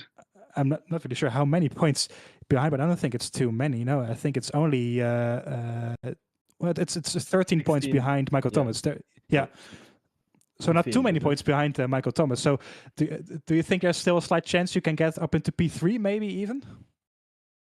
I don't know. Till yesterday, my target was to enter the top 5, but I don't know. Let's see. Just Portimao miss, and I will do my best to get the most from there, and then we will check the standings. All right, good stuff. So once again, congratulations from me. Charlie, Daniel, do you guys have any questions for Alessandro tonight? Other than the fact that you've moved yourself up into 4th in the championship, obviously that will mean that you'll be retained for season 4 if you decide to stay on in Silver Split. But if you get up into P2, I don't think you will be able to. But I think the point's a bit too far. It's a big gain, but it Yeah. seems like you've got all you need to do is a really solid and stable round in Portimao, and then you are in silver for next season. Yeah. That is my target for today. Let's see. I'm happy about the results. Let's keep it on. Yeah. Good stuff. Good stuff. Daniel, did you have any questions? No, not from me. Just huge congratulations on your first podium. Enjoy it, and we'll see you in I think 3 weeks' time at Portimao. Yeah. Thank you. Thank you. All right. Have a good evening, and once again, congratulations from all of us, and we'll see you then. Thank you. Bye-bye. See you. Bye-bye. And with that, I think we're going to close it down here as well. Is it 3 weeks' time, the next race? Yeah, I think Was we I- have one like off season, if I'm correct. Yep, that is very but true. now The- it's scheduled 28th of November. Yep, the 21st and 23rd we will not be here, so that's an off week before the final rounds of the season. So a lot of exciting stuff to look forward to, and not just in the silver, but also in the bronze, gold, and platinum. There's still plenty of action to come. This Sunday, the gold is driving at Interlagos. I think that's the only. No, the platinum is also driving at Interlagos for the season's finale. So that's going to be very, very interesting. It's a great track, of course, to see some racing. So it's going to be very exciting. For now, though, Daniel, Charlie, thank you very much, both of you, for joining me once again here tonight. It's been a lot of fun, and there was some great racing action out there. So hopefully we can do it again sometime soon. Absolutely. Thank you for having me. And yeah, congratulations to everyone. Yep, thank you for having me joined. Yeah, congratulations to everyone as well. And you back home, of course, thank you very much for watching this stream and this race. We hope you enjoyed it. And of course, we hope to see you back in 3 weeks' time around Portimao. So once again, thank you very much for watching. I was Ferre Koman. And in the commentary booth, we had Charlie Thornton and Daniel Krylov. Thank you very much for watching, and we will see you then.